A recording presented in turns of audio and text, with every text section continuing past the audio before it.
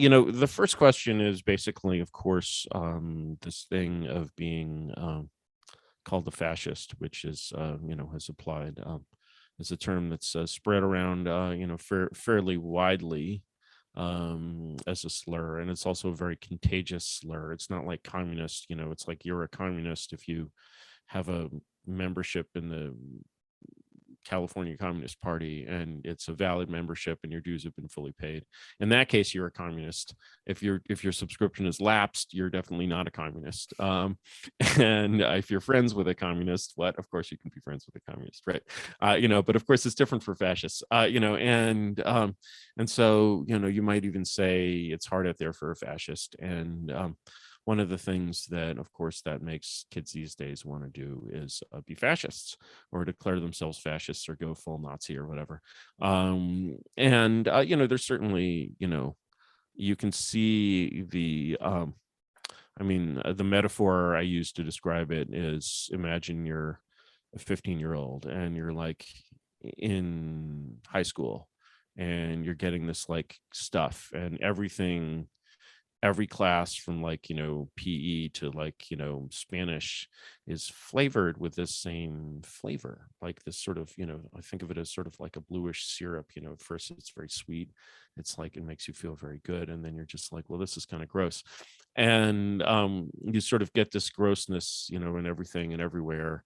And one day you're a very bright, innocent child. You go to your guidance counselor and you're like, well, just hypothetically, what is the opposite of this blue syrup? And the guidance counselor gives you a look and she's like, very simple, Hitler.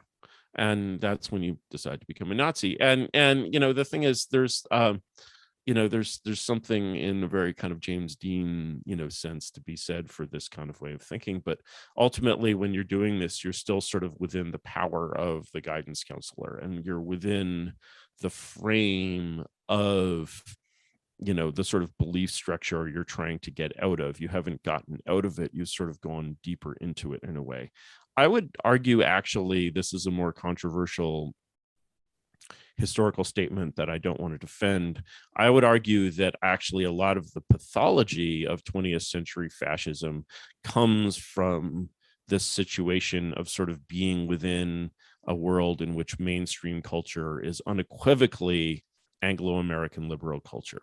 And so you still have this kind of teenage, attitude of defiance and rebellion, which can become, as anyone who's known a 15-year-old teenager knows, can become rather toxic.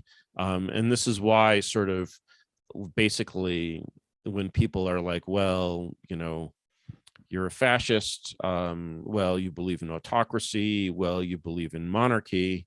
I'm like, okay, I'll go with monarchy. But do all those words mean at a sort of mechanical level, do they all mean basically the same thing? Yeah, they all mean basically the same thing. But what the F word does is that it basically associates this thing, which is a phenomenon stretching across history, with basically one very specific instance of it. It's as if I was basically to say, oh, democracy, you mean the reign of terror, you mean Robespierre and Marat, right? And of course you do, right? That was very, very, by any definition, that was a very democratic moment. And so when you basically say, okay, am I a fascist? Sort of the easiest answer is, well, was Elizabeth I a fascist? What about Louis XIV? What about Frederick the Great? What about Peter the Great? Would appreciate if you get back to me with those clarifications, because what about Oliver Cromwell? These are Napoleon, yes, Napoleon, no Napoleon, right? And of course, people seeing these list of examples, sort of come back to like the 3 facts they know about Peter the Great or whatever, is like, he was a Russian, he was in some sense great, he was really tall, and he did something with boats, right? And he made people cut off their beards or something like that. And he was a Westernizer. And this is like a very strong trivia knowledge of like Peter the Great. But the thing is, what you know about Hitler as an ordinary American educated person, you could probably still write a decent little essay about Hitler, right? That would probably be pretty historically accurate, and so you're basically operating with this sort of fisheye, view of history, which is sort of very distorting when describing not a sort of existing continuous regime, but with the question of what comes next. I don't see why it should owe more to Hitler than it does to Louis XIV. And is it because we're like closer in time or something? Is it because Hitler had autobahns and we have autobahns? I don't really think that has anything to do with anything. And moreover, I think I have a somewhat better narrative in which to basically categorize the sort of Hitler and Stalin phase of the 20th century. And that one is much more conducive to actual monarchy. So, Well, one of the things I love about the essay is that you differentiate and show that fascism, as we understand it, is a really unique, kind of isolated uh, political state of affairs that, and this is the key, that is dependent upon democracy. That yes, democracy, right? It's fascism doesn't exist it without depends. It, democracy. it depends on democratic energy, and this is the case. The sort of the two examples I find, or the period that I find that is sort of similar to the sort of wars of Hitler and Stalin in the 20th century, in which of course the Anglo-American War participated. Um, the the correlate that I find that's the closest is in some ways in the late Roman Republic. And it's in the late Roman Republic, not of Caesar and Augustus, not of Caesar and Pompey even, but of the sort of previous generation of kind of proto-Caesar-like figures, Marius and Sulla. And Marius and Sulla were basically both candidates of, they were both strong men, you might say. They were both dictators, whether they, I think Sulla took that name and Marius did not, but they were both effective dictators. And Marius was the candidate of one faction and Sulla was the candidate of the other. Marius was the leader of the basically populist, democratic faction. So you might say that he was more like Trump, except that these comparisons are somewhat ridiculous, as you'll see. And Sulla is the candidate of the Senate of the ruling Republican oligarchy. So you might say he's more like Obama. In fact, comparing Sulla to Obama is just a source of great snickering. So the key about Marius and Sulla is that they both rule Rome as the leader of their own factions. And so Marius basically comes into power and he's like practices this. This was a traditional Roman penalty for treason, but it had not been, I believe, this widely applied. He's like, okay, we're going to apply the ancient penalty of proscription to our enemies.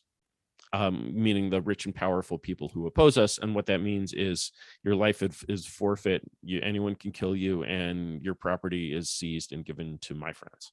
And so this is a very good way. Imagine, this sort of going on between, say, George Soros and Elon Musk, for example, right? Musk seizes power and Soros is killed and his money is taken, or Soros seizes power and Musk is killed and his money is taken. That was kind of par for the course. So this was some very heavy shit, right? And Caesar himself is basically part of a Marian family and is sort of lucky enough to avoid sort of being caught up in these purges, but basically these purges were kind of a way of life. Elon Musk had this very funny tweet in his Elon Musk way. I do not know Elon Musk, but he obviously knows Lucius Cornelius Sulla because he had this wonderful tweet. Did you see this tweet where he's like, Sulla, It didn't. Sulla, bust of Sulla, Santa Claus, picture of Santa Claus. And then it had, check boxes, going down in a line for both of them. And it was like making a list, checking it twice. Is coming to town. Knows if you've been naughty or nice. That really shows a sense of historical sort of grim historical sense of humor that I think is necessary to contemplate But this kind he of shit. also throws out little hints like that all the time. I've seen other tweets where it's like, wait a second, this guy sees what's going on. This guy's Yeah, well, clearly he's thinking about Sula. That's all we know. So in any case, that's as far as we'll take it. In any case, Sula and Marius have this like Hitler and Stalin like thing about them. So Sula is like, I restored the Republic. I killed all the enemies. I restored the Republic. I'm gonna fucking retire. Unfortunately, Sula's memoir of his life, his res geste, is lost. Whereas we have Augustus's. Augustus is like, I did this, I did that, I ended the war. Everything is cool. Sula's must have been extremely interesting, but we don't have it. But in any case, he restores the Republic, but he doesn't eliminate this conflict of orders that is going on. He doesn't, sort of eliminate this kind of incipient cold civil war, which is more than a cold, and it's actually a hot civil war. There's this one point where like Marius has to like flee through a swamp or something like that.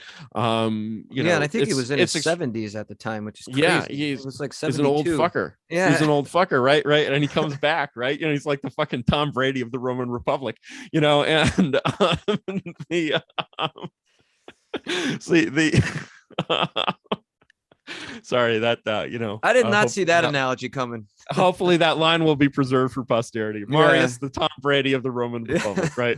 You can never count him out. And but then in the end, the defensive coordinator lets him down. But in any case, so that Marius and Sulla are kind of an example of what not to do.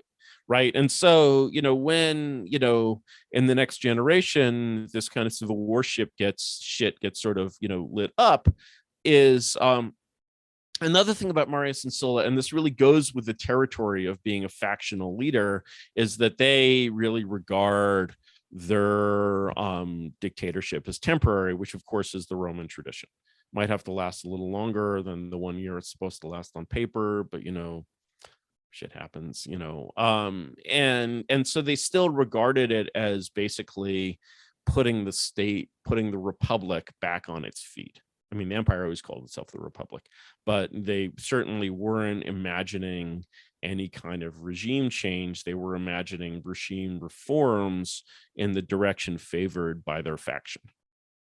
And the thing that made the Roman Empire so awesome, granted it was not perfect, but it was still the Roman Empire. What made basically Caesar and Augustus so different from Marius and Sulla is that from the first, basically, and this was the policy of both Caesar and Augustus. Now, Augustus, after the death of Caesar and that little civil war, did do some purging, but it was very mild compared to Sulla's. And he's basically like, it's certainly true that Caesar could have taken more care for his personal security, right? I think historians can be unanimous in saying they like Caesar, they don't like Caesar. He could have taken more care with his personal security. In any case, Augustus did not make that mistake. Augustus dies in his bed and founds the Roman Empire. And from the first, but even with Caesar, from the first, two things are clear. One is that basically this is not in any way a restoration of the old system. This is a new and permanent order, which owes something to the quality of a form that Romans were very familiar with, which was the Hellenistic kingship.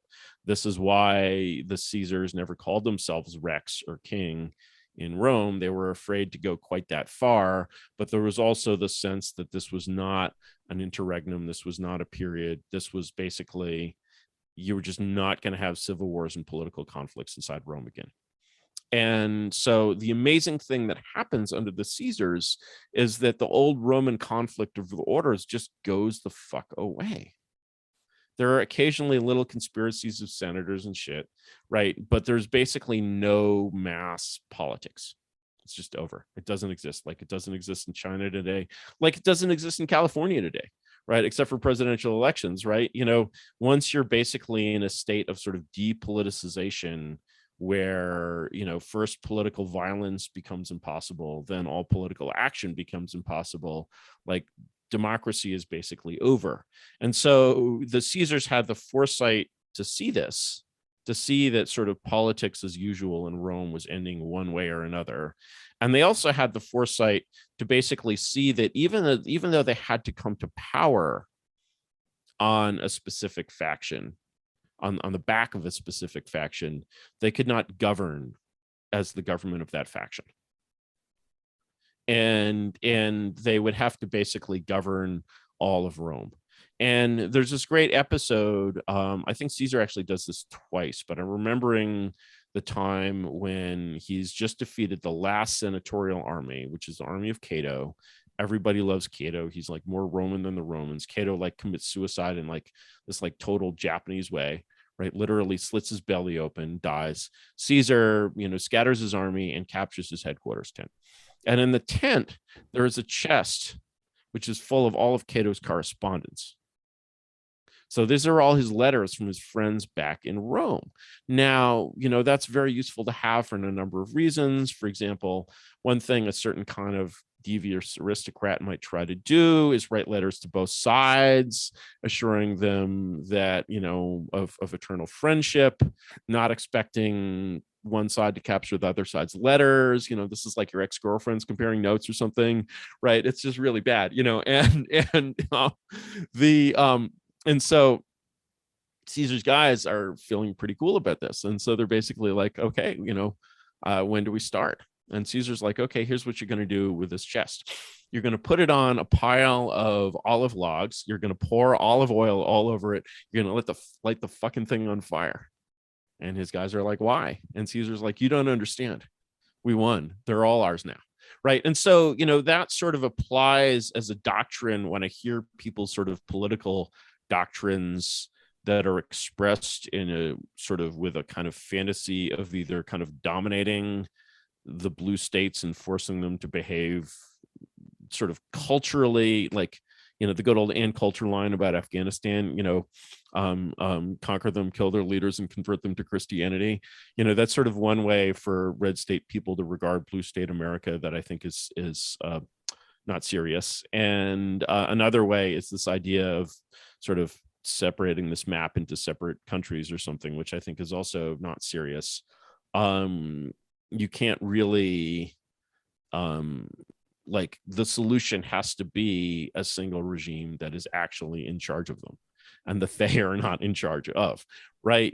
But as long as that regime is basically what Michael Anton calls a red Caesar or a blue Caesar or whatever, then you're looking at a situation much more like Marius and Sulla, which is dangerous, scary, unpleasant, Stalin and Hitler comparable in some ways, and not really how this whole thing should play out.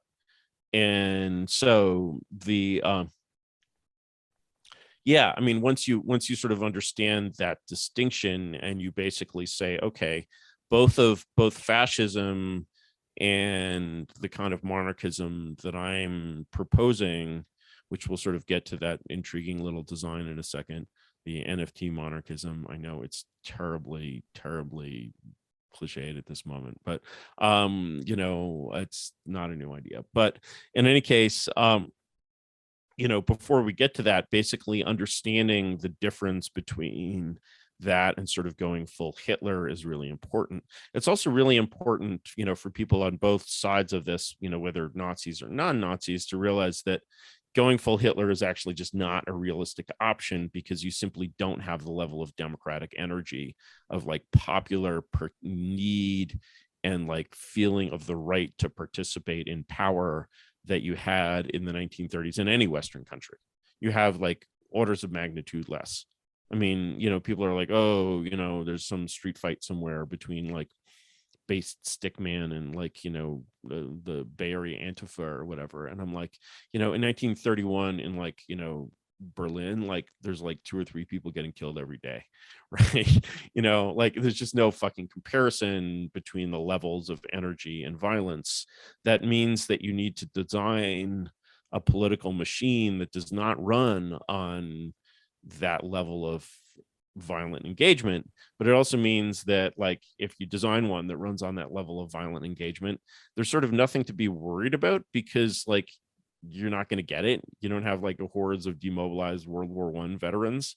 And there's always basically this like sense amongst the left that the right is sort of has their level of deadly seriousness, which is completely misconceived. um, and, and don't try to correct that, sort of roll with it and build something that works in a different way. Yeah, to that note about the violence, I remember this one rather obscure Hemingway short story. I don't remember the name of it. He's stuck in the main character stuck in a traffic jam in the interwar years in Italy, and there's two guys going from car to car, and when they get to his car, they surround the car, and one of them leans in with a pistol and says, "So, who are you voting for in the next election?" Yeah. That's serious democracy. Yeah, man, you just anticipated like almost all of my questions with that, so that's good. You did say one thing. Well, two things. The level of democratic energy is not there. That calls to mind. You used the word hypermodernism in that Mhm. essay, which I loved, because we have to consider politics. For me, hypermodernism means the digital age and the internet age, Right. and we have to consider politics as they relate to the internet. And I think the Trump presidency is the perfect. And there's so many legacies that are unconsidered that basically go back to the broadcast age. Right, um exactly. I'm not and interrupting though. Go on with that thought. yeah, I mean, that's a complete thought. I mean, there are just so many systems that make sense and are understandable if you parse them as kind of like broadcast age 1930s on systems, and they're just not. They're increasingly sort of ill-suited even to the task of like political communication and political organization today, I would say. So my question would be, before we get to the NFT, on the one hand, I look at the internet in an objective sense as one of the greatest mass mobilization tools of all time. And Sure. if it was existed in a vacuum, I would refute what you said, because of the potential that it has to organize people and get them rallied up. And I think Trump did that to an extent.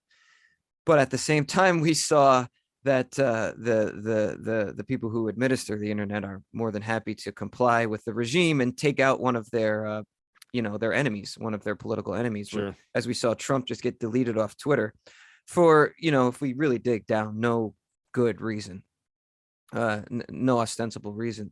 So, what do you think about that? Do you think it sounds like you've already answered the question, that you really don't think that the internet can be used to its full potential to mass No, rally people? I think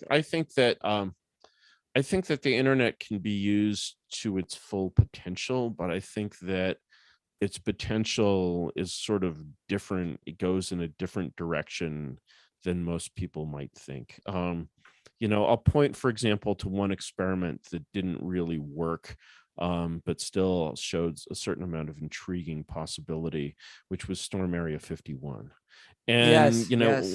when I look at Storm Area 51, whose organization is not too dissimilar from the Canadian Truckers Convoy, which is also probably not going to work, but is also an intriguing example of what's possible. I sort of hate deploying these examples in the real world, because you're basically playing a move that is not part of a game, and you're basically giving the other team the experience to be able to respond to that move.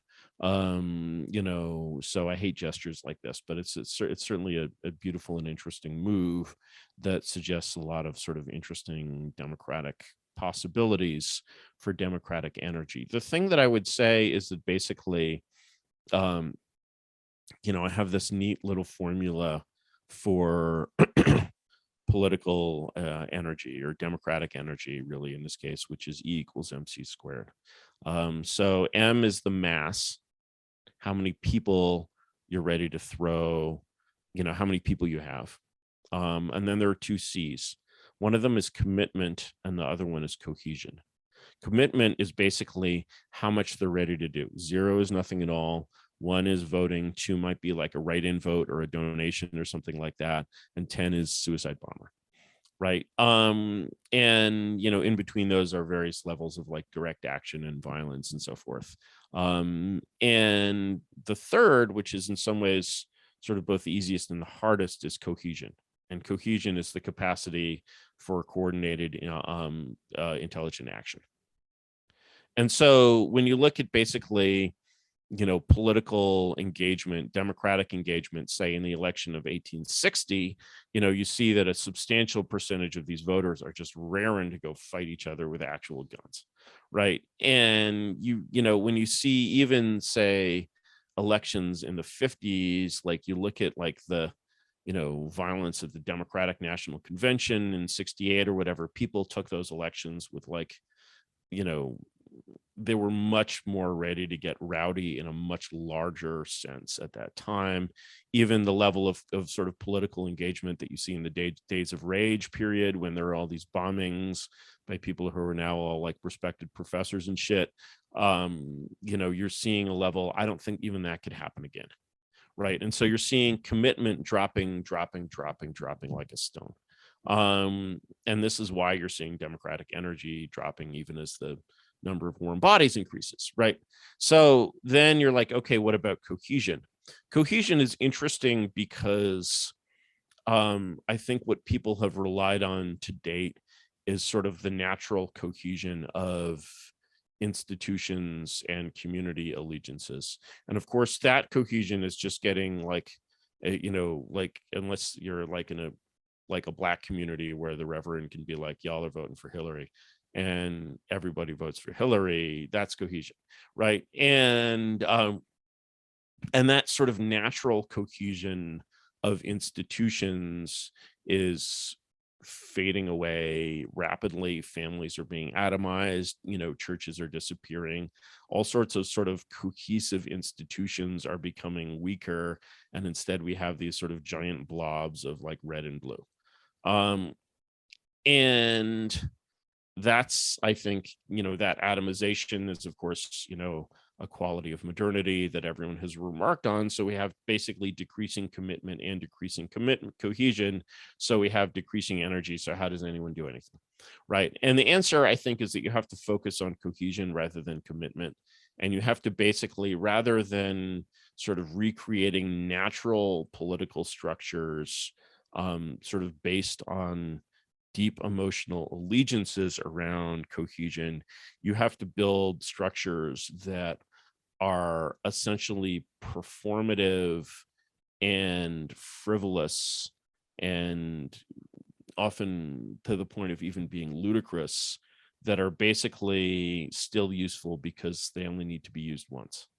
So you're basically building this sort of structure. It's like, in the Baltics in the fall of the Soviet Union, they did this great stunt where people formed a human line, literally, that went the whole length of the Baltics holding hands. Like, just this sort of incredibly dramatic based move. And sort of when you're talking about the kinds of, I'm not saying that brought down the Soviet Union, right? But it's sort of the kind of interesting level of cohesion that you're demonstrating, not at a visceral level, but at a sort of calculated performative level. It's much more like a flash mob in the positive, oh, we're going to all bring our instruments to the train station and play the symphony at the same time. Not in, we're all going to loot Union Square at the same time sense, right? And that is a very unexplored field of politics, and it's unexplored because basically political scientists aren't used to having a population that is so cosmopolitan and so ironic and so frivolous, really. And sort of the gain in irony allows it to do, is like your commitment is a rock bottom, right? But as long as you can get a little bit of commitment to do something really outrageous and just really hilariously, delightfully outrageous, it might just work. And that sense of irony, like this is the most ironic civilization in human history. Absolutely. Like the level of like cosmopolitan wit that has always been present in little elites and little intelligentsias, but is now sort of, you know, spread around the population. Everyone is familiar with like, Brechtian, literary devices. Everyone is familiar with breaking the fifth wall. Everyone can watch Inception and be like, oh yeah, there's like 5 layers of reality, and you go backward from this one into that one. And so, that sense of basically your connection to society and reality not being a visceral one, but being sort of a performative one, allows you to act in a performative sense, which is just totally unanticipated by traditional politics. Make That, sense? yeah, not only does that make sense, it's inspiring me to take this conversation in a totally different direction. I won't do that, but my show is inspired by that state of affairs right there. At least the part that I use to examine the way, art appears, the way it has evolved over the last 20 years. And it brings to mind Marshall McLuhan and guys like David Foster Wallace, who are Sure. kind of saying that this psychological condition is created by the mediator of, the screen televisual media. Right. and So and and a certain kind of like affluence, and a certain kind of, but it's very like if you look at the level of like irony and like film sort of creeping up from the 50s through the 2020s, like it's like just unbelievable how much sort of deeper and more layered and more sophisticated everything gets. And then you still have this sort of model of political participation, which is sort of designed, it seems unchanged from the 1930s. yeah, well, not to get off in the weeds, but maybe you'll allow me a quick question that's slightly off topic here, or Sure. slightly off topic of the essay, which is this hypermodern era, for lack of a better term, Hmm. is, I think, maybe defined by sincerity. And I mentioned David Foster Wallace because he's the guy who wrote Yes. the essay about the new sincerity. It's defined by a combination of sincerity and irony. Well, And I was gonna say they kind of switch sides, right? You know what I yeah, mean? no, I don't know what you mean. Like Like the the left used to be the ironic side because they would laugh at the regime, and now the right. left is the sincere side with woke politics, whereas the right used to be the sincere side, with Yeah, I guess I mean sincere in a slightly different sense. I wouldn't call woke politics necessarily completely sincere. I mean, but okay. the thing is, what I mean by sincere is that sort of direct and direct engagement and sort of honest engagement is really prized. And so the thing is, when there's a way in which Donald Trump is very, very insincere, right? But there's also a way in which he's very sincere, because you can tell that the public Donald Trump is the same as the private Donald Trump. This is the real Donald Trump That's an that you were excellent point. seeing on screen. Yeah. You were not seeing basically, someone playing Donald Trump. You were seeing Donald Trump, right? Whereas that sense that there's no difference between the actor and the character is much less present in a sort of very protean fellow like Barack Obama. You just have no idea what Barack Obama is like behind the scenes, right? And because he's a very capable actor, right? And he's actually, whereas Trump is like one of these actors who just plays himself. And so that sort of, authenticity perhaps is a better word. And it's like sort of the combination of authenticity and irony is like so, which is I see as definitely like you see both of those things. I mean, as Bap has said, Bronze Age pervert, of course, what is this thing, irony? I don't understand this gay thing called irony, right? And which is sort of, a perfect summation of the union of authenticity and irony, perhaps.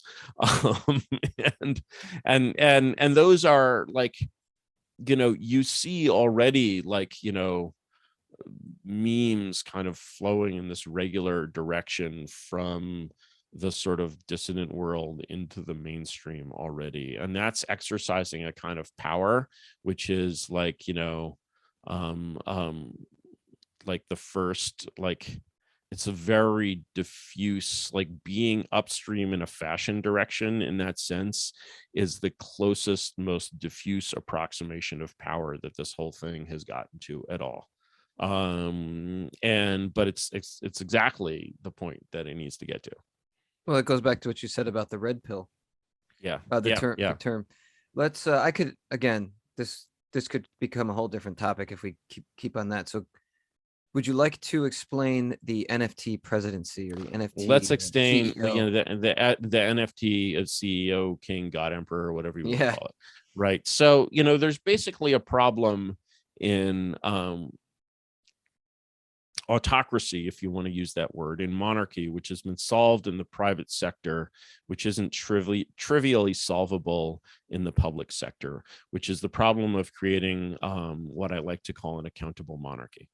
And of course, that means an accountable absolute monarchy. And so the accountability is, in a way, an exception to the absolute power, but you want to make it an exception that doesn't sort of damage that power at all, or that damages it as little as possible. In the private sector, this problem really has been solved, because if there's a world in which, I've been the CEO of companies or of a company, and a company in which a company in which the board is involved in managing the company is a defective company, something that company is on flames, circling down toward the water. It may not have crashed yet. If the shareholders are involved, like, it's a complete shit show. And so to speak of that structure of shareholders and board as corporate governance is really wrong, because governance means management. Management is the role of the CEO. What it is corporate accountability. And what you want to make sure is that, yeah, in general, like, the danger of choosing a, like, CEO of Chipotle who starts poisoning the burritos or something, which is sort of the equivalent of like Hitler phobia, is pretty unrealistic. On the other hand, people get brain tumors, things happen. Maybe he was a perfectly good guy, when he was appointed the CEO, but he has a tumor in his hypothalamus, which has made him evil. And, like, he's buying the cyanide. He's, like, putting in industrial, the huge tank cars of the stuff are arriving at Chipotle headquarters, and he's like, I order you to put the cyanide in the guac, and right. So then but only for Jewish, never mind. But yeah, right. So this is like, could happen. Yeah, probably not. It seems unrealistic, but, like, do you want to go there? No. And do you want, even no, you want, Chipotle is a huge, important enterprise. The CEO of that should be a top guy. He or she should be amazing. And if they go down to an A- or a B+, there's a lot of A players who need a chance, right? And that's why you need a board of directors, ideally. But mostly they sit there, they listen to reports, they're like, very good, yes, we will sign your board resolution, and they don't bug you at all. And the problem is, however, that in a, like, sovereign environment where there's no one to enforce, like, contract law and things like that, there is no prospect of actual accountability, because actually the board can just be leaned on by the CEO. Moreover, the board can be leaned on not just by the CEO, but also by anyone else. And so if, like, Antifa are coming to the board's houses, like, every morning, like, slaughtering pigs on their doorsteps or whatever, sooner or later, like, they're going to be like, wow, all this could just stop if I would just play ball. Right. And so if you have a situation where the where the board can be tampered with, either by the CEO or by any other power, you really don't have a workable engineering design. Right. Now, one approach is to basically say, okay, we're going to punt this all up to the sovereign layer. We're going to have basically a patchwork of many independent states holding each other's shares and kind of being each other's boards of directors. Could work. It's sort of hard to set up. Could work. And I'm not sort of disowning that general idea, but you also want a design that doesn't require friendly other powers in this, that doesn't have to be instantiated on a global scale. So basically you can't really solve this problem of how do you have a board of directors to whom the monarch is actually accountable until you have this wonderful new invention that can execute contracts basically above sovereignty, which is the blockchain. So it's basically really tacky to talk about blockchain sovereignty. Using the word blockchain at all, as far as I'm concerned, like should be done only with great embarrassment at this point. And I'd actually rather just say ERC 721 tokens rather than saying the NFT word. There's And a little well, bit of a cringe that happens every 4chan, time you read the word. 4chan actually convinced me that NFT stood for something else. But in any case, we won't go there. This is a family broadcast, but I'm not sure what the T. Never mind. But in any case, yeah. So you have this layer of contract execution that is above sovereignty, which is kind of cool. Of course, you have this problem with NFTs, which is who actually cares who has the NFT rather than the book. We were talking about Zero HP's book earlier. If you have the NFT but not the book, like, does it make somebody have to give you a book? No. I mean, what it really says is you got to sell these things as a bundle, right? And if you don't, they lose value because either of them without the other is worth a lot less. So that sort of works, but it works maybe in a different sense than people expect. So who cares if basically the board holds sovereignty tokens and they're like, we have decided that you, the CEO of Sovereign Chipotle, have been poisoning the guac. Several of us have gotten a dose of bad guac, and we know many who have died. You will be removed effective immediately, and somebody nice will be inserted. And then of course, and so the Ethereum blockchain has decided, right? Well, who gives a fuck what the Ethereum blockchain decided? Like, you're the dictator. You're like, you can take your blockchain and fuck right off. Like, this is the common problem of linking the blockchain to the real world.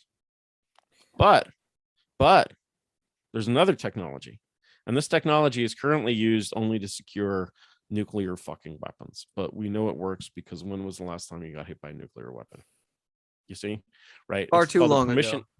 It's called a permissive action link, or PAL. And basically what it does is literally put, these beautiful, beautiful nukes, which could be put to so much good, from being fired at all, unless commanded by the president, who unfortunately listens to all of his advisors and stuff, and probably wouldn't just get drunk and do it, but and probably couldn't just get drunk and do it. And but in theory, he could just get drunk and do it, and it would be an interesting test of his constitutional powers.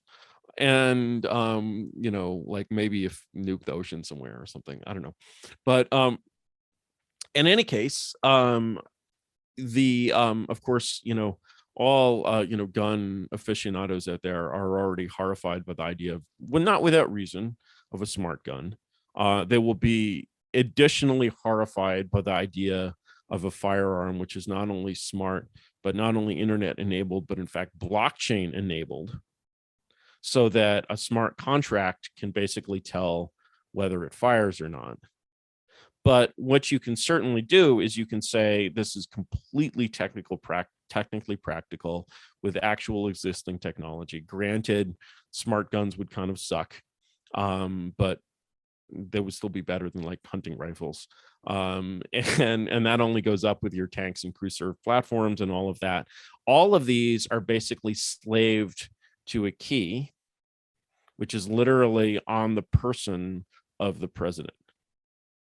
The currently valid behind his president. Balls, taped behind his balls. Yeah, okay. taped behind his balls. Right. That was the original idea, right? And so basically, the protection of this person for whom weapons work and weapons do not work for any other person. And maybe actually in such a position that in order to get it off him, you have to like break it, right? But he's the like. In any case, what you're doing is you're saying that the decision of what key is in charge of the military is up to this board of trustees. And so really they actually do have the power to fire a sovereign CEO, which is kind of crazy. The next question is basically how you sort of organize this group and how you keep it from becoming the power itself, because it's only natural for an accountability body like this to basically be like, hey, you know what, we could just be in charge. Yeah. Yeah, That was right. my next question, So actually. that's your next question. Yeah. Right. So in the end, all of these systems come down to social conventions. What you need is basically a body in which that social convention is very, very secure. And sort of the taboo, the sort of the ritual of performing the process and the way that they perform it is very, very sound and does not slip into becoming sort of the new Senate of the realm that, then just declares what their water boy should do. Right. So, first of all, you need to restrict the output. Again, contractually of this group, the only thing it can't comment, it can't say things. The only thing it can do is basically pick the next CEO.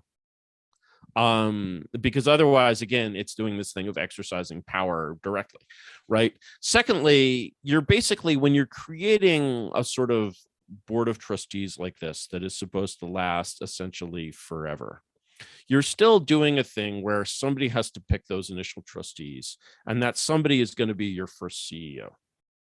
The right way to basically imagine building a system of this thing is that there's still no substitute for absolutely trusting one person, because that person has to establish this system, and that system should be established to basically continue the governance of that one trusted person, to make him basically virtually alive in terms of choosing competent successors who share the same competence and the same mission.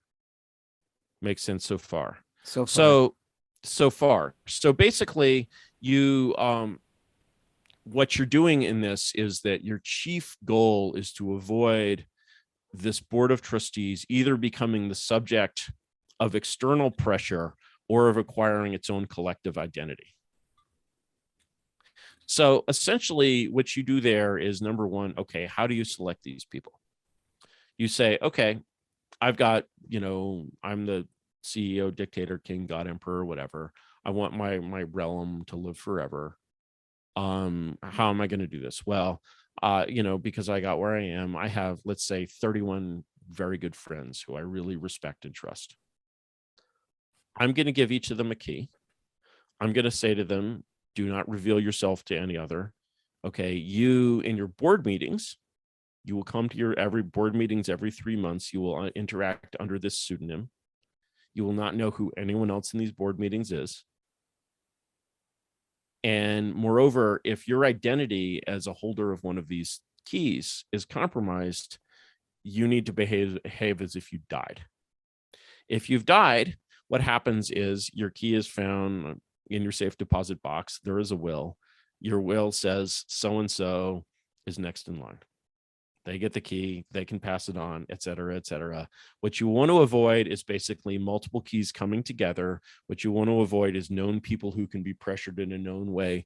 This needs to be of sort of very, very high honor that is kept a secret by a very, very small number of people. If you boast of it, you're a target. Like, why would you want to be a target? Right? Give it up. Right? So there's sort of no sort of local incentive to kind of break with the norms of this kind of little society.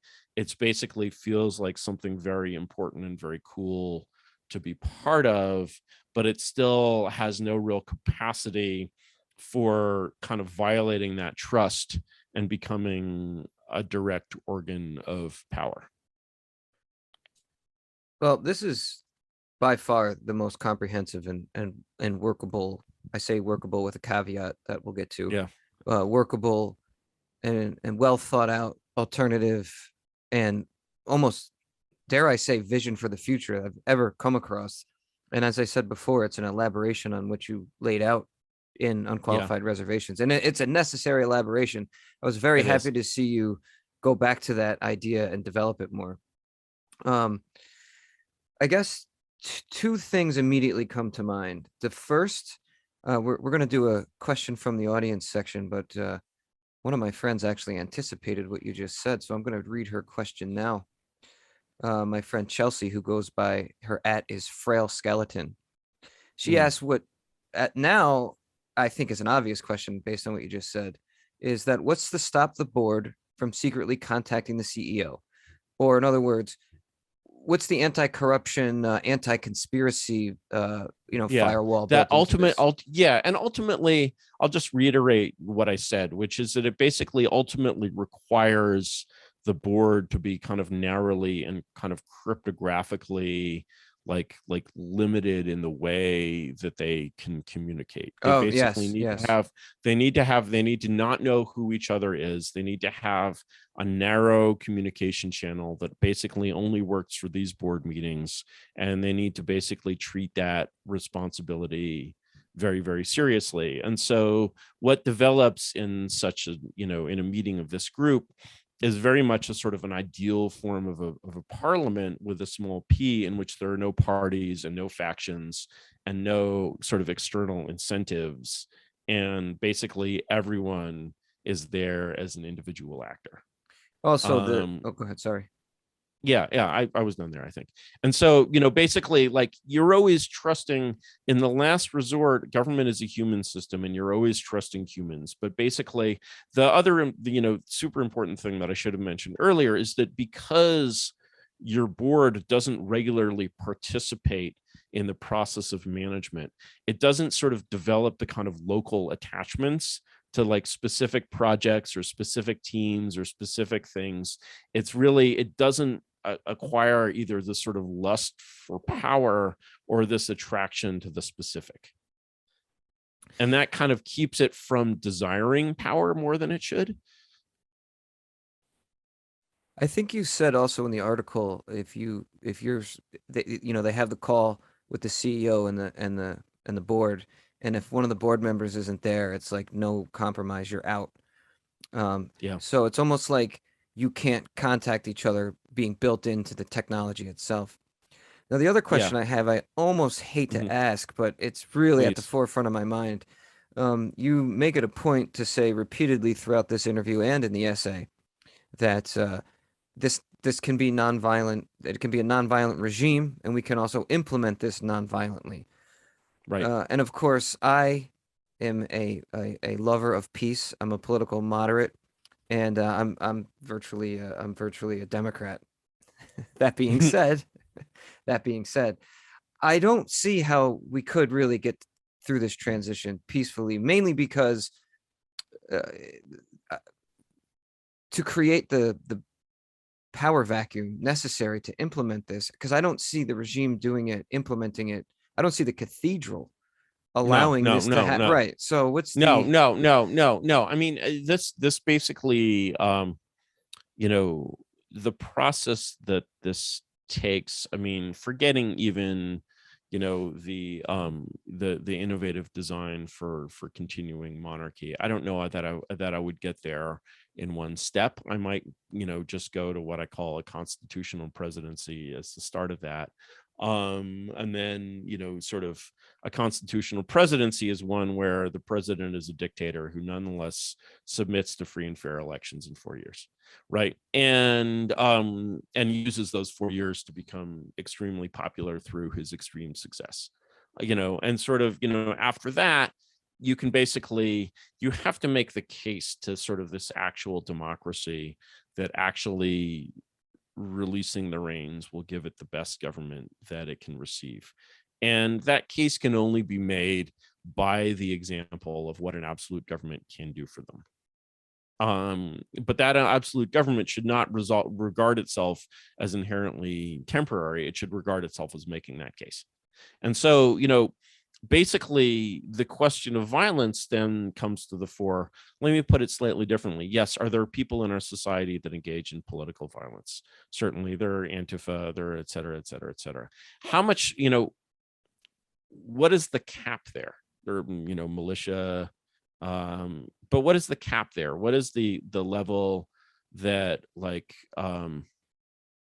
you people would engage in violence on at the how many other Bernie bros are going to join Antifa and join the John Brown gun club or whatever and become, I mean, these numbers are tiny, and they're tiny in a situation where this kind of violence has all of the encouragement of the authorities, of Right. the real Well, powers that's that the be. key.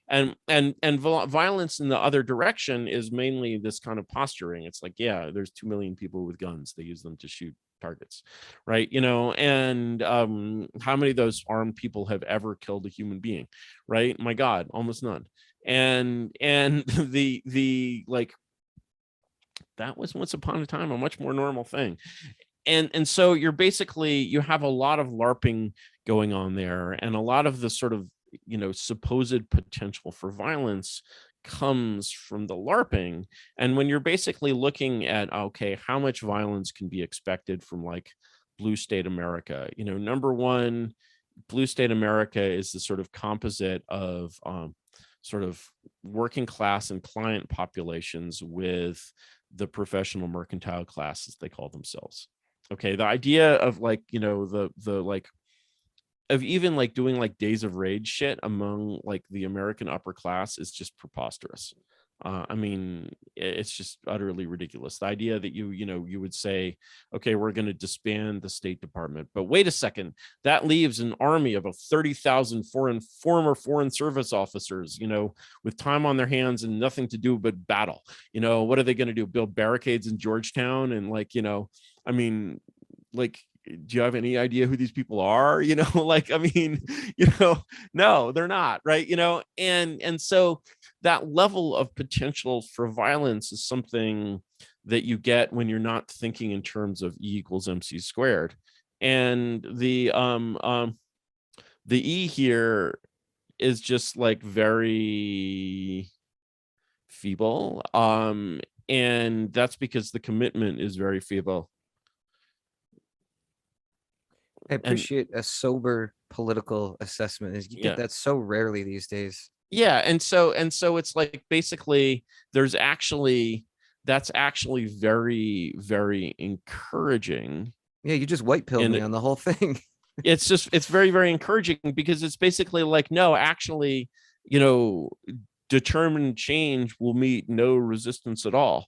And like the time, I mean, the time, if you're trying to if you out there, dear listener, are about to be elected president and you want to try this, the time to exert maximum energy, people in the streets, emergency orders, states of emergency, is not when you're about to leave office, but when you've just entered office. Right. Okay, okay, Right. okay, okay. Could we get it right this time, please? And Yeah. and you need to use that momentum to move forward very, very radically. And you need to basically declare this very novel constitutional theory that the president of the United States is the chief executive of the executive branch, which has been systematically just violated by the whole post FDR regime, right? And is just like, it's unacceptable. It's like it's a mockery. And so basically what you can do with this constitutional presidency is basically anything to the executive branch, which is more or less anything. And the difference between more or less anything and anything will start to seem increasingly pointless, because actually it's basically everything. And so the step from basically constitutional president to temporary dictator in the Roman sense is pretty straightforward. At that point, you're basically saying, here's this other model of governance that is basically in which we have a CEO. Like everything else that works ever anywhere, um, is seems to work a little better than the old way of doing things. And hey, wait, wow, after 4 years, you can walk in any city, anywhere, at any time of day or night, and there are no like humans decomposing on the sidewalk, and there are just like the country has industries again, and like, a zillion other like little, signs of recovery. If you can't make those bloom, really quite significantly in 4 years, then you're just not approaching the task with sufficient urgency. But that seems to me to be basically a not completely unrealistic sort of path to, a sort of a period of renewal, which perhaps would resemble the renewal of the early Roman Empire after the fall of the Republic. Good, good. That because one of my hangups about your whole program was exactly that. Because I just every time I think about transitions, where politics undergo a rapid change, really with the administration of like one guy or in one generation, Yeah. the Republic to the Empire, the French Revolution, obviously Stalin and Hitler. It always kind of comes in on a wave of violence. Well, yes and no. Yes and no. This is because you're not thinking of the well, comes in on a wave of violence is true, but is not. Think about the two things. Think about the fall of East Germany, and think about the denazification of Germany, because the denazification of Germany, okay, it's true that the Allies imposed their will based on a fearful amount of violence, but it's also true that in Germany and Japan after the war, they were absolutely stunned by how little violence was Right. needed to control these populations. And it was actually became very, very clear that just feeling the complete and utter right to rule was entirely sufficient. And like, all kinds of terror tactics, which were tactics a little more in Germany than in Japan, I gotta say. These terror tactics were just totally unnecessary. And actually, like, the firmer your grip, the less resistance you're going to have. And that firmness was not really imposed by any unusual degree of violence. It wasn't like, the Allies ran like death squads, like pulling Germans out of their houses and shooting them, right? And that was a society that was militarized, that was propagandized to the hilt. And what we have today are just much more like, the idea of like serious violent political resistance is just not natural to most people, and you're just not going to see it. And in fact, just the fact that you don't see it, and instead you just see this enormous collapse of everything, is going to demotivate true believers like you would not even imagine. Um, And that's what it did in the fall of the East. yeah, I'm pleasantly surprised that that discussion is leaving me optimistic. It's just great. We have to keep this positive vision, and this is why you're so important. You have to keep this positive vision for the future in the realm of both culture and politics, and come up Sure. with ideas and put those ideas out and submit them to people and have them, And crowdsource them. proselytize, and don't attack the enemy and preach to the enemy. Every Saul out there could be a Paul. Yeah. And that's like that to me, ironically, that seems like a conciliatory approach, but when you think about it tactically, it's actually much more aggressive. Yeah. Right. Yeah. And it's like, no, actually, like, I'm just going to take the people behind me for granted. I'm going to actually march ahead rather than trying to like pump up my crowd. Right. And yeah, that's where it's necessary to go. I don't know.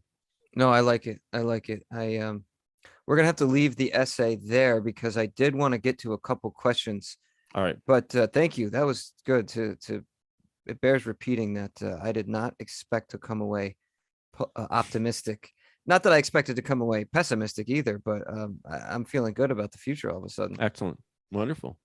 This is a real white pill broadcast. Yeah, for sure, for sure. And I'm kind of, I started my Twitter career while I was reading Decline of the West, Volume 1 and 2. Yeah. So That's a brilliant book. It is, It's a brilliant book. and I was kind of like the black pill guy for a minute, and I was like, I'm not trying to be, I'm just trying to tell you what Spengler said.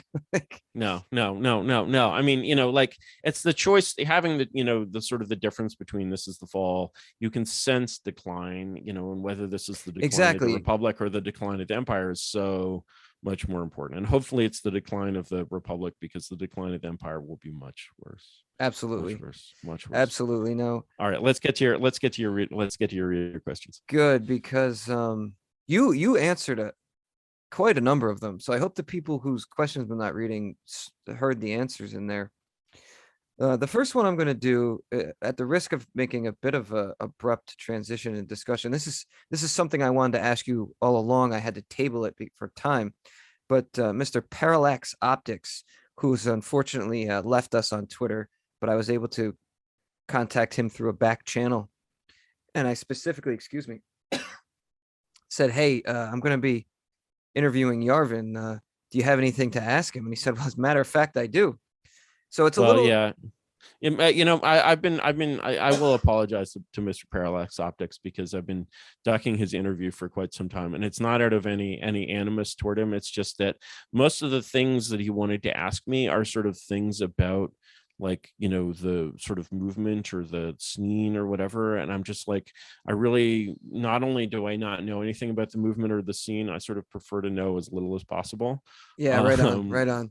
and that's why I prefer to stick to the substantive whatever, like, basically, I started blogging without any expectation of creating any kind of a scene or anything whatsoever. I find that people who get involved in sort of doing that despite their best efforts become, I think it shrinks them in a way or something. Uh, And so I basically really, like, I just don't want to be that kind of cult leader. I don't really want to be a cult leader at all. I want to just be like more of like a cult like prophet maybe. yeah, right on, um right on. but yeah, so that's my answer to Parallax Well, Optics. for the record, I reached out to him because me and him are friends, and I had no idea about any of that. It just was coincidental. Fine. But it was a public apology that deserved making, because I have is a fact that I have ducked him, and I apologize. No, And it's he recently got banned from Twitter, which is very, very sad. What yeah. did he do wrong? Oh man, should I censor my answer, or should I say he quote tweeted the the the known homosexual James Lindsay and insulted him. And we all Oh, think that Lindsay's followers just dogpiled on him and mass reported him because he was gone within that 3 hours of that happening. that would not be surprising. That's, I've had some dealings with Lindsay. He's like, I don't know. I only want to say good things about I people. was So hesitant to he's say that doing. about him, but Bap did. Isn't he very good with a sword though? Yeah, He might be part of a kind of future nightly movement. So he's let's studied the let's save him. Shaolin and the Wu Tang. Yes, So exactly. So let's if I can say nothing else good about him, let me say that, has James Lindsay studied the blade? He has studied the blade, and I'm and not sure what I was doing we come to him now in our time of need. We have the in our time audacity with to. the barbarians at the gate. You come to me now. Well, listen, how about this? This is what I'll do. I will skip to another question. I think you're going to like this one. It's from a guy that I don't know if you've come, I think he's pretty new to Twitter. He goes by the name of Fisher King. His at Mhm. is Fisher King 64, and that's Fisher as in Bobby Fischer, the chess player. Got it. So I'll ask this first. I'm just gonna read it. What do you think of Frederick the Great of Prussia as a model for the monarchy slash CEO? Someone who used war, conquering Silesia, and immigration, bringing the French Huguenots to expand his economic base. Oh yeah, Frederick. I mean, I've read. It's not my favorite Carlyle, but I've read in Frederick Carlyle's 8-volume history of Frederick the Great. Twice. I believe actually Hitler was reading it in his last days in the bunker. But I have a different copy. It's not Hitler's copy, but the but and I'm reading it in English, of course. Although my copy it was printed in Germany, but the or no, it was printed in England, but has an ex libris stamp from Germany. In any case, and I got it with uncut pages. Yeah, you should be jealous of me. But in any case, yeah, Frederick the Great was a very very modern king. Some Carlyle, of course, pours cold water on this, but that was his age. Some say he was a homosexual. Actually, I interestingly discovered this hint in I think it was, I forget where it was, but it was like, the five good emperors of, from Hadrian through Marcus Aurelius. There's some, and they sort of adopt each other. There's some hint that this is actually sort of intergenerational links of basically a homosexual gay sex sodomy ring. So the five good emperors are actually the five gay emperors. And like, I'm not, this is not proven, but the theory, of course, I'm a big believer in gay Hitler theory as well, right?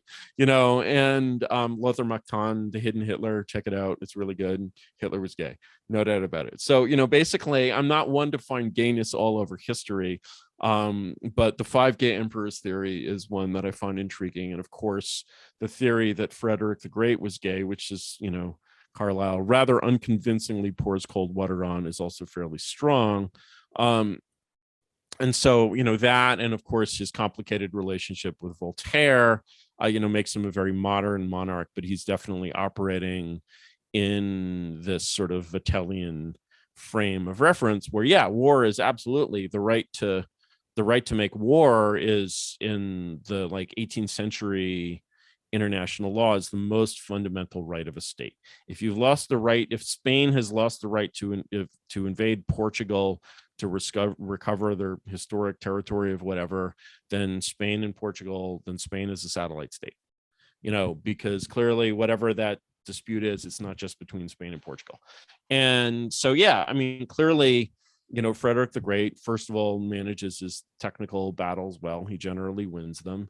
He fights this cabinet war over Silesia, which he has a very complicated legal argument for why it actually belongs to him, which resolve and ultimately, this was a time that still recognized the right of conquest, that wouldn't say, oh, well, Crimea is not part of Russia, despite being, conquered by Russia and entirely inhabited by Russians. We're going to declare that it's terra nullius or something like that. Yeah, this was basically Frederick the Great is a great model. And, he's also, in some ways, he emerges from his biographies as a very modern human being who's quite easy to relate to, due to the fact that he's gay and other things. Right. That's the necessary. I can't wait to get in touch with Fisher and say, so to sum up Yarvin's answer to your question, you're going to have to hear the whole answer when I release the podcast. But he said Frederick the Great is gay, and I'm going to offer no more illumination on that answer. All right, another question I got. Well, I'll say that to the end. Another question I got that you sort of answered is from a good guy, smaller account, Nathaniel Fish. He says, "How fucked are the Zoomers?" But we already said we're optimistic, so maybe they're not fucked at all. We're optimistic. We're optimistic. I think that the great advantage that the Zoomers have is that they know they're fucked, and this was not something that was present among millennials. Have great difficulty in realizing how fucked everything is, but millennials have this misfortune that they got this sort of wave of the kind of blue syrup at a time at which it seemed kind of fresh. And so they were like, oh, wow, this stuff is really cool. Yeah. Okay. Our parents were into it in the 60s, but, this stuff is really cool. Right. And the Zoomers are just like, it's so fucking stale for them. And it's just like, yeah, my grandmother would love this. Right. And once you're at my grandmother would love this, you're just like, man. And so really the Zoomers are just like, some of them, are completely conformist and, little Tracy Flick types, and they go with the flow, but some of them just hate hippies, man, like you have never seen. I've been learning that as I meet some of them online, and it's actually also been another source of optimism, because you're right. You're absolutely right about that. Yeah. The levels of nihilism are just off the charts, and I think that's a really beautiful thing. Well, yeah, it sounds counterintuitive, paradoxical. Here's a fun one. And I don't mean this to come across clunky by jumping around here, but some of these questions were so good. I really wanted to do this. This is a really fun one by the Praetorian, whose at is Titus Aquila. Who is the Hmm. greatest general of antiquity, in your opinion? Oh, well, That's a great one, right? yeah, you really have to go with Caesar on that. You really, I mean, you can't fault. I mean, come on, But more Caesar, than right? Alexander? I think Caesar's battles were harder and he had more of them. I think he fought more complicated and difficult and especially outnumbered battles. Alexander did a lot of winning, but a lot of the winning was just to do, I think, to the military superiority of his like Greeks who were like special forces guys. I mean, this is how like Xenophon's and Nabasis, right? It's just like 300 guys in the middle of nowhere, but they're like a fucking Navy SEAL team, and just like everything that fucks with them, they kill, Yeah. and Yeah. so yeah, so he had more. Whereas I don't think the advantage of like the legionaries over the Gauls might have been quite as great, but yeah, so let's go with Caesar on that. All right. All right. I don't think you're going to get much pushback. Yeah, good. All right. Caesar Before I get standard here. back, I'm going to, I meant to lead this up with my random question. In my opinion, my favorite movie of the last 20 years is Blade Runner 2049. So I have two questions. One is, what do you think of that movie? And two, one of my favorite, probably top three books of all time is Dune. And while I liked the movie, the recent release, the Villeneuve, I Yeah. have no idea how to say his name. While I liked it, um, because Blade Runner 2049 is one of my favorites, and because the book is one of my favorites, I got hit with a little bit of a disappointment from the movie. It And was good, but it was good, but it wasn't great. It was yeah, like it yeah, was better than, I really despise the Peter Jackson Lord of the Rings films. Like I'll yeah. never accept those as canon. Blade Runner 2048 was interesting. It was like I feel like I need to watch it more times in a way, which is always a good sign with a film. It kind of wasn't what I expected. And I think it did capture some of the like sort of, in a way, it's sort of even more disjointed and disconnected than the original. It's definitely more so. It's sort of more Lynchian than the original in some ways. And I think that captures kind of a nice tone in this. And there's also a lot of sort of repeated moments and kind of things taken from the original. But yeah, definitely it's like, you know, Dune felt like there was a lot of very well executed straight up the middle stuff. Whereas the other one is clearly, and what's a good science fiction film though is Ex Machina. Oh Did you my see that God. one? Are you listening in on my friends' conversations? I've been going off about that movie the last week. I have an episode recorded where that's like the lynch. I haven't released it yet. The linchpin of my Yeah, whole yeah, discussion. That is so underrated. that's a And really nice I movie. have a thread planned for it on Twitter, Hmm. and I hope it pops off. But I worry it's like a forgotten film. Please talk about that though. You got me so Oh yeah, excited. yeah. I'm not. Well, I mean, it's like it really, Oscar Isaac playing the tech CEO really comes across, really sells his persona. I forget who the main is. It what's his face? Jeffrey Eisenberg. The The actor or the the director? the actor, I'll look it the up. main. It's not him. I It's know I know who you're thinking of. It's not that guy you're thinking it's of. not that guy. Okay, but it's the guy playing basically that guy. Yes, yes. But yeah, in any case, basically, these characters really like sort of the feel of the whole thing is really very, very right, and just the sort of the feeling of being at a sort of level of technology and wealth and power beyond the ordinary felt sort of very real in that film. And in some ways it's sort of more, the setting is more interesting than the kind of the AI plot. The AI plot is kind of nice, it's well, but it's just like really nicely shot and acted and kind of set. And yeah, it's definitely an underrated film. I keep running into people who don't know that film and I'm like, what, excuse me? Like, Well, I do couldn't I have. do We I know couldn't have. you? Like, yeah, Yeah, yeah. drawn to a close with a All better right. topic All than right. that. All right. Well, this is one more. One more. If you have time. I have time for one more. Let's do Okay, one more. perfect, perfect. So I'm going to morph Parallax's question into a question that I've also had, which is somebody came on my show.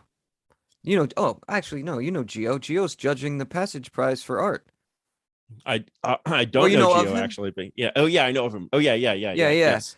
Yeah. And I asked him, where are we going for the future? And Parallax's question was, do we need a new religion? Is that the only thing? I don't know if you know Heidegger's Der Spiegel, only a God can save us. I think he must have had that in his mind when he asked. That was his question. Do we need a new religion to invigorate the movement going forward? The movement in quotes. So I asked Geo that, and I said, is that going to be neo-reaction? And he said, neo-reaction is dead. Yeah. I don't think so either, but I don't know. So where do you see it going forward? I think a Is real it I picking think up that steam? Go on. yeah, I think it's I think that sort of taking neo reaction as an ideology in that sense, that is basically right. I think it was never, I never used the like acronym NRX, for example. Like you'll never see me using that. And that's basically for a reason, which is that, it's sort of not intended as a belief system of its own. It's intended as something that can kind of permeate other ways of seeing the world. I really wanted to permeate basically the liberal way of seeing the world. That's because I'm an aggressive megalomaniac, but but one with a conscience. I always think of myself as a megalomaniac with a conscience. And in any case, I'm the prophet, not the general. And yeah, and so you basically want to see, like, it shouldn't be like, it shouldn't compete with Islam and Christianity, right? And the question of sort of the, do we need a new religion, which is a slightly separate question from that. Again, I sort of find our era a little too tired to create a new religion that is not one of basically nihilism. There's sort of perhaps a role for some kind of spirituality and meditation there, and possibly even, I've often used a bit the possibility of an acid Catholic church in which communion involves LSD. I'm sure, I'm not the only one to have that. That has to have been suggested I'm sometime in the sure late I'm not the only, 60s. yeah, I'm sure I'm not the only one who invented that shit, right? But I mean, sort of like as a like mechanism for, the question of how a monarchy would reorganize society, which is an interesting question, is a little different from the question of how you reorganize society in order to get a monarchy. And I don't believe that basically a new religion is sort of a path to a new regime. I believe, if anything, it's the other way around.